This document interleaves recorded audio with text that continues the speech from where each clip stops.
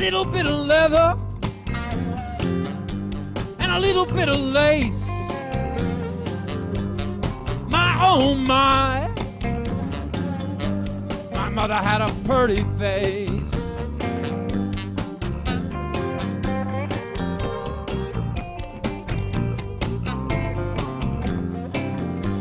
My mother was a goddess. She was a pagan. My dad, he was from the stars. He left his face a calling card on a planet Mars.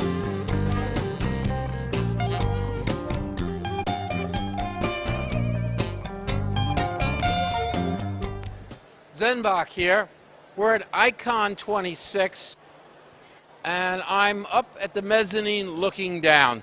And we're going to give you a good look at what's going on down there. I've said this before, it's like a mini city, and there's lots of people roaming about looking for nice little trinkets to buy and even to meet celebrities. You never know who you might meet at a Star Trek convention, a sci-fi convention, and particularly at an Icon. And this is Icon 26 at Stony Brook University. So walk with me and let's take a little look at what's going on at Icon. I think you can, understand and you'll fit right in. All right. How long have you been doing this? Killing? Being here at Icon? Been here for about 3 years. 3 years, okay. So you're not a virgin? No.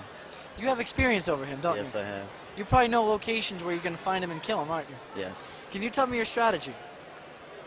I really don't want him to know my strategy. Okay. Can you tell me your strategy on how you're going to defeat your opponent tonight? Hide in the trees and then shoot him in the face. That sounds like a good plan. That sounds like a... Wow, I think I'm really in between rivalry here. I'm going to, walk away, and because these two, I think, are going to kill each other. Just walk away. Nice change of pace. You were on Ghost Whisperer a few weeks ago, and it was great to see that part. As an actor, that must have been a challenge because you were literally not playing one character. Yeah, and it's kind of freaky. For those of you who didn't see it, I was playing a guy who committed suicide because he's about to go to his 10-year high school reunion because he's a washed-up football star and he's basically, his greatest days were when he was at high school. So he commits suicide, and then his body is then taken over by a kid he was at school with who had cerebral palsy or something. And so I was playing my ghost, my ethereal spirit of this dead guy, and also playing my body being inhabited by a kid who had been disabled and never had a... Anyway, so it was crazy. It was a lot of fun. There was a bit of humor in it, which I was really grateful to try and tackle. And it was hard work. I worked really hard for that week. But it's odd doing someone else's show. It's a different experience, and it made me very grateful for the sense of belonging that I feel in the world of Battlestar, and the fact that our show is so stimulating and demanding, and there's no sense in which we dumb down. And not saying that you do on Ghost Whisperer, but there's definitely a different challenge that we sort of enjoy meeting when we go to work on a Battlestar Galactica script. But I thought Jennifer Love Hewitt was adorable. She's a really classy human being, and her crew worship her, and it was a real privilege to see how somebody else does it. Any films or other TV work planned for the break? Yeah, I mean, and nothing definite at the moment. There's something that may happen, which is sort of exciting, but I can't really divulge because it's not definite for sure, and it's going to take a bit of jiggling with the Galactica schedule as well. So I hope so. And then, as I say, I think it's not. I don't think I'm shocking the world by saying this is probably going to be the last year for Battlestar. So I think after that, life moves on, and I'm very excited. I just moved to LA, and I'm excited about producing some stuff of my own and trying to develop material. And I've learned a lot from the guys who make Battlestar, and I think it's been a huge learning curve that it's going to stand me in better stead than I otherwise would have been. That's for sure. How have you found Icon so far? Oh, I've enjoyed it very much. I've never been to this part of the world before, so it's. I mean, I don't get to see much. I'm in Holiday Inn and then here, so it's. But Well, we have a lot of these in the UK too, so I know what this is. The campus university, probably built in the 60s and 70s. I know what that's about.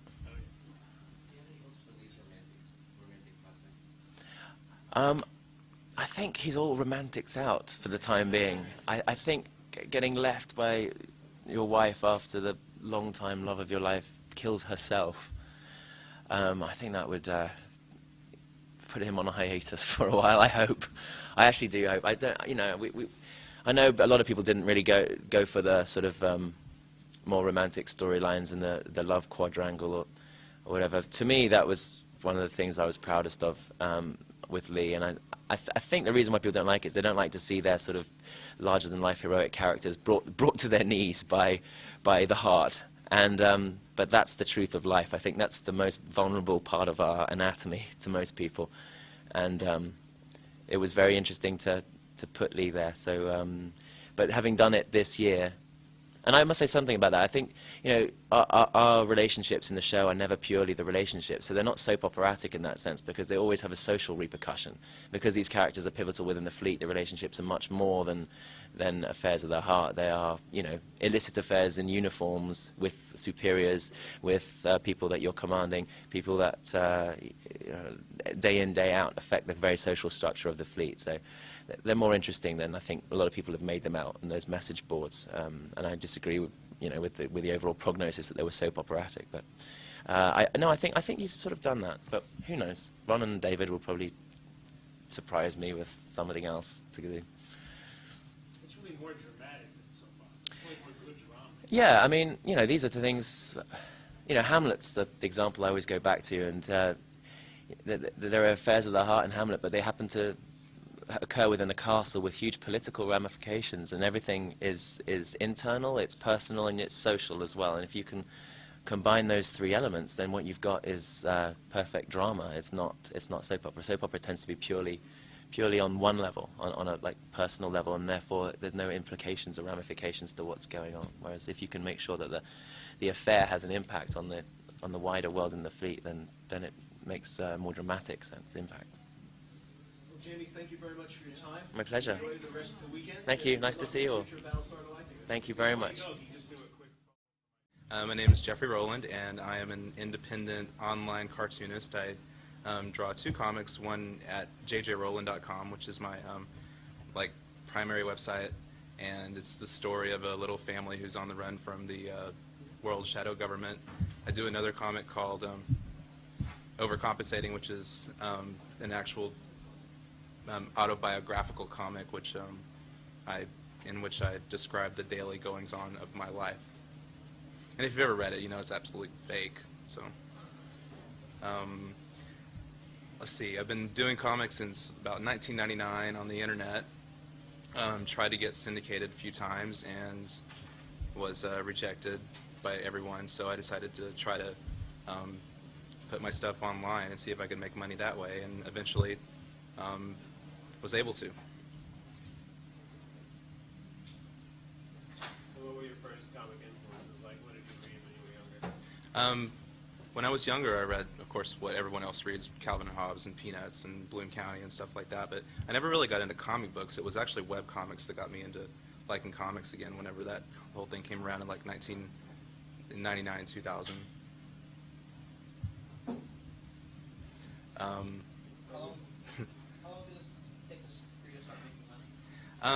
It takes a long time. What you have to do is build up, a good reader base, and a lot of that is like word of mouth because people don't pay attention to internet ads anymore. They just, pretty much block them out. But if you have your friend tell you to read something, an instant messenger or email or something, then they're going to look at it, and you're given a lot more legitimacy because of word of mouth recommendation. So it went from I was excited to get 100 readers a day, and then 1,000, and now it's like 20, 25,000 a day.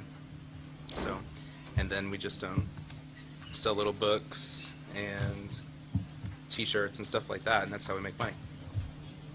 Do you have a favorite character you like drawing? I have several characters I like drawing. This is one is my cat Joanna. This it was a storyline where it was after Mitch Hedberg died.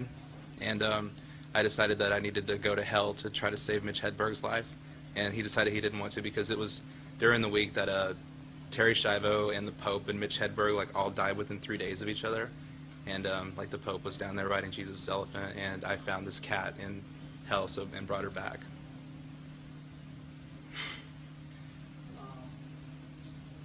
What would you say is the most difficult character? Animals. Yeah, horses especially. Because if you really look at a horse, it kind of looks like an insect.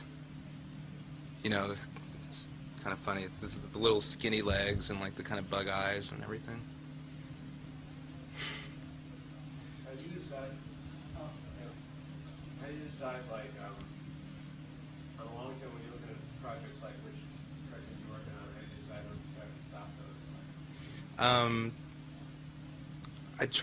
I do my diary comic, Overcompensating, which you can also go to awesomeninja.com and read that 5 days a week, you know, no matter what. But the other ones, I kind of do them whenever I have time. It's an ongoing storyline, so whereas the autobiographical comic is kind of a day-to-day, you know, gag strip, I guess. Have you ever thrown any of your enemies into comic? Oh yeah, I actually got in trouble.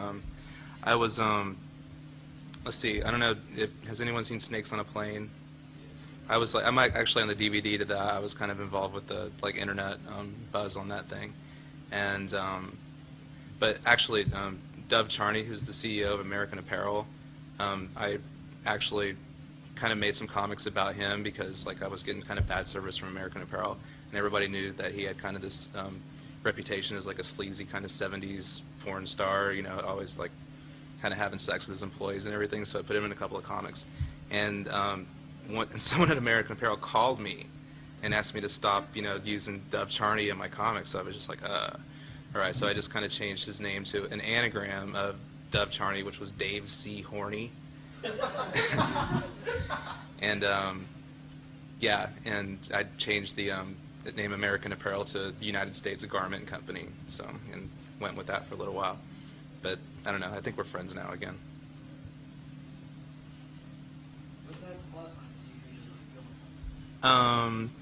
I like both. I like to write a joke every day. You know, there's something about that, and there's also something about if you're making comics on the internet. I mean, everyone who uses the internet now has like, you know, advanced attention deficit disorder. So, you know, you can't really keep their attention, especially if you're like telling a long story over like the course of several weeks, like in daily installments. You know, a lot of times people just get lost on it. So I took that to like, you know, these little books where I can do like one storyline in, you know, 24 pages at a time as opposed to like spread out over the course of a month. I like telling stories just because it's a lot easier to have a jumping off point. Like, you know, if you know like point A and point B and you don't have to do all these little points in between, it's a lot easier to write. Do you think who's the best webcomics besides you? What's that? What do you think is doing the best webcomics right now? Achewood. Do you read it? Has anybody read achewood.com? It's about these little cats that live in like the underground and they cook for each other and they all have drinking problems. Scary Go Round. Okay. It's by this my friend John Allison, who's lives in Manchester, England. So I'm actually part of Dumbrella, which is a group of 7 different cartoonists, and we kind of get together and do conventions and stuff like that. And San Diego, we just did New York Comic Con. Is anybody at New York Comic Con? Yeah, that was pretty crazy. It was the second year, I think, and yeah, that was. And what other comics? Of course, Penny Arcade. There's a lot of stuff up and coming. I mean, I have a lot of links on my site to the stuff that I really read every day. Who do you think is the most overrated person in this comic? You mean like web comics or actual? Oh man, I don't really know. Yeah, I don't think I really know enough about any given thing. I mean, I have some people that I consider, you know, overrated, but I don't really want to say who it is. You release daily? Yeah. So, do you have any comics on reserve in case you can't think of something? Or, No, if anything, I have like an overabundance of ideas. It's just the problem is like getting time to actually write them down. I mean, I have just pages and pages and pages of like things that I have been meaning to do. Like I decided that I want to try to give myself like obsessive compulsive disorder to combat my attention deficit disorder, and you know, because it's kind of like drinking coffee because you're too drunk. Little ideas like that. I mean, I have like 5 or 6 different notebooks. I'm actually doing comics about this convention right here, where my friend and I, in the Overcompensating comic, it's this story where Dean Hagland and Carrie from Mythbusters are plotting to poison every single person on Long Island named Tony, which is like 90% of the population of Long Island, it turns out. But we have to stop them from doing that, reluctantly.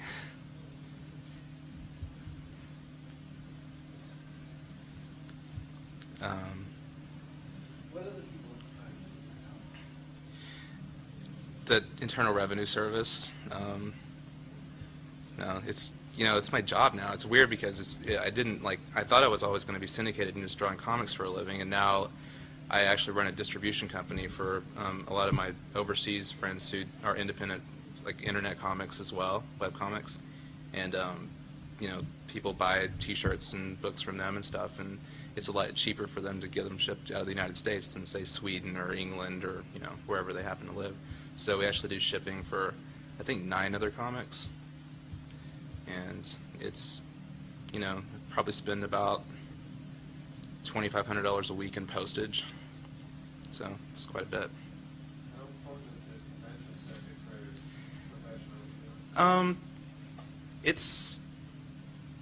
I'm not really sure. I mean, you do get to do things like this, and I'm on like 4 different panels, I think, so you get to expose a few more people who are like more into it than, you know, just some kid who like posts a link to you on his MySpace blog or something like that.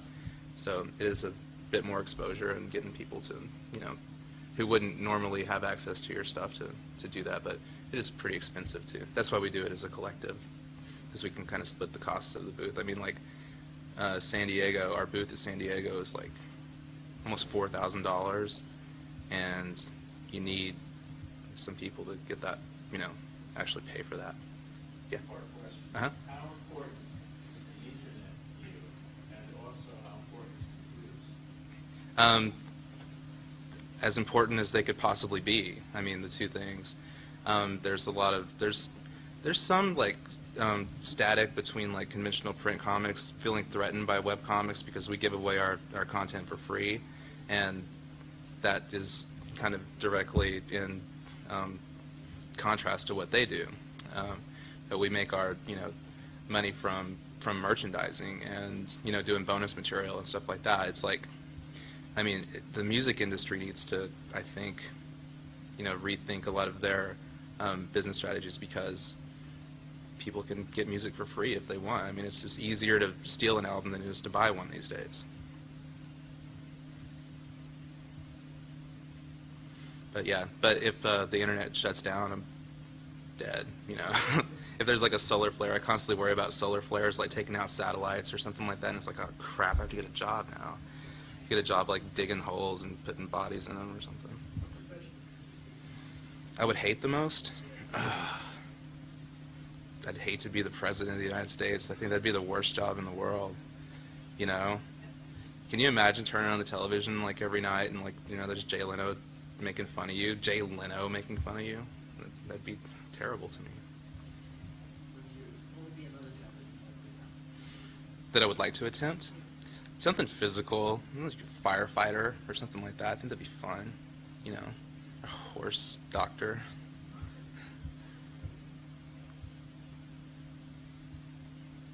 Do you see yourself maybe expanding into the comic world, maybe being very well known, you know, maybe a 4th Street Rifleman? It's kind of fun not being well known, you know. It's kind of fun because you have this freedom. I have freedom. I mean, I did one comic last week where I used the word 25 times in one comic.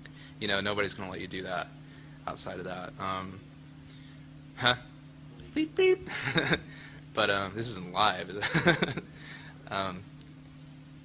No, I do have a guy who's shopping my comic around to different animation studios. So, you know, we're trying to get animated series going on. He used to work for Nelvana, but now he's kind of a free agent. So I mean, you might see my stuff. You get really involved with that? I would, yeah. I would, be. I don't know if I would be writer or creative consultant, but the guy said, that any role that I wanted to take, and that. You might be interested in voices and I can't do voices, but that I don't know. I was like, it told me the amount of that you get, up front for optioning a project like that, and I was like, I could use a house, Who would your ideal voice cast be if they want to work with you? I don't know. I think I'd rather work with people that are like unknown, just because. But I mean, I do have like a fantasy, I guess, voice list of like Jeremy Irons. I think would be good for one character, and just Bobcat Goldthwait. He could do all of them. That would be great. Yeah. What technology has changed your work the most? I still draw on paper. I'm one of the few like cartoonists these days that actually draw on paper. Most people draw on like a tablet or either like a Wacom tablet or like a Cintiq on the screen or whatever. But I don't know. I pretty much stick to the same thing that I've always done, even though there's better ways to do it. I still hand letter instead of lettering on the computer. The only thing that's like changed that's made it better technology-wise is the fact that most everybody has broadband now, and you can make bigger, just humongous comics, and it doesn't cost me that much, and it, people don't have to spend an hour downloading something that, 5 years would have taken an hour downloading. Do you like to work in black and white or Color. color? What's your favorite color? Blue. Because it's pretty.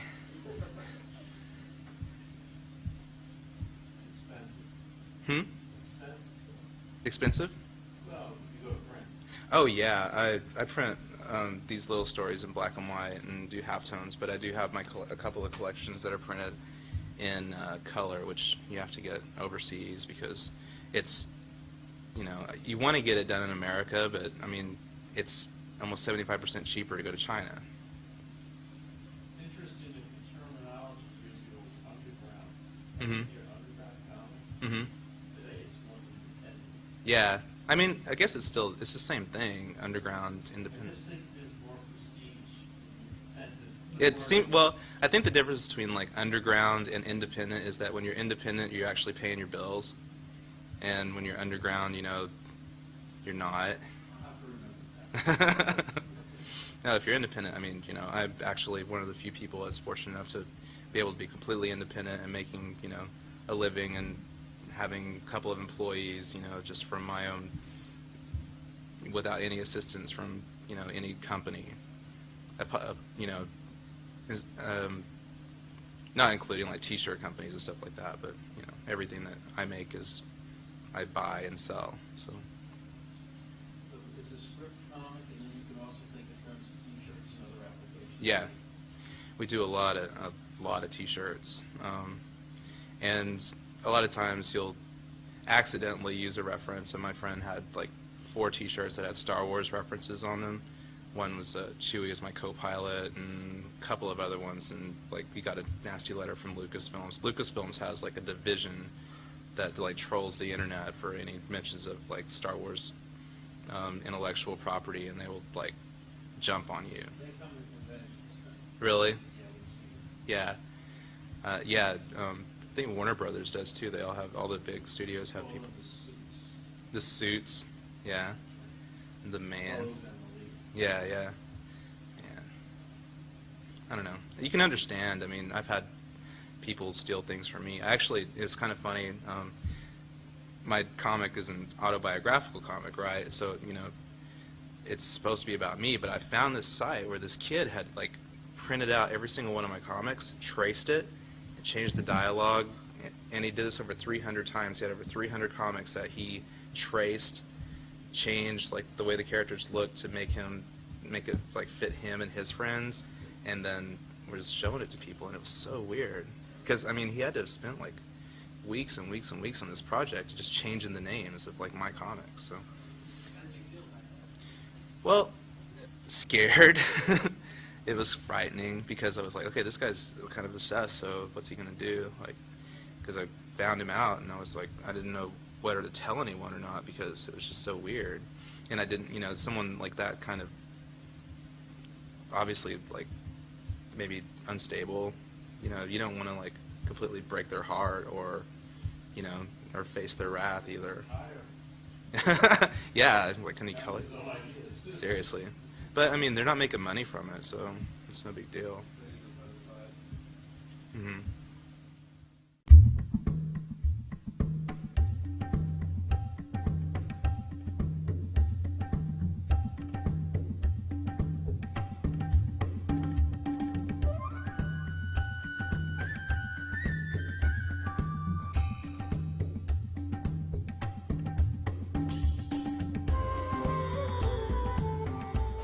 I'm Tibock, and I'm here with Larry and Gil, the owners of the Brothers Grimm.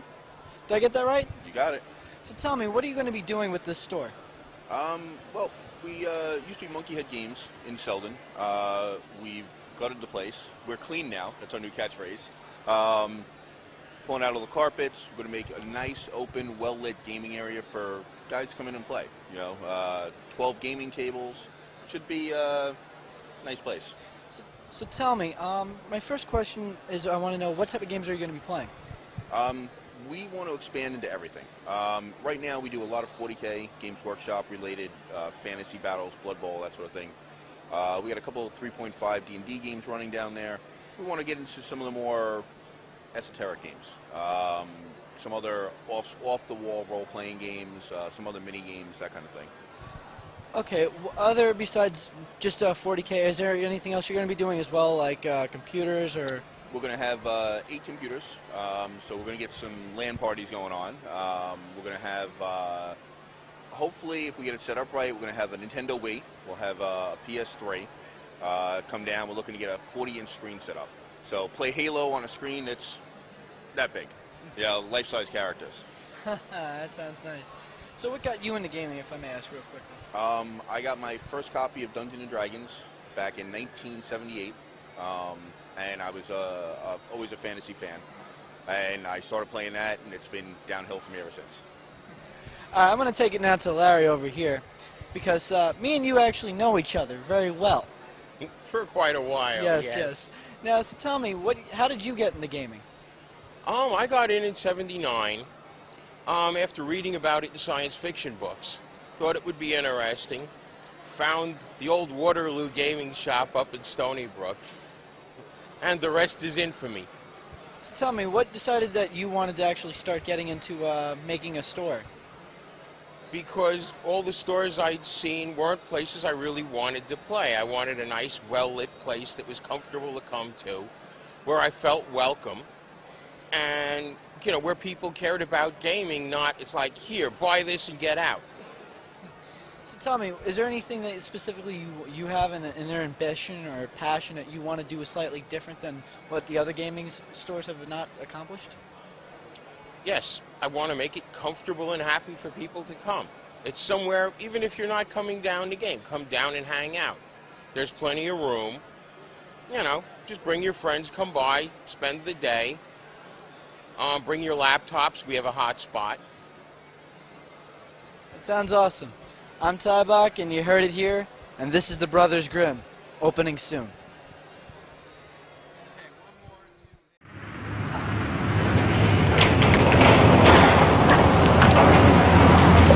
There's nobody in here but us monsters.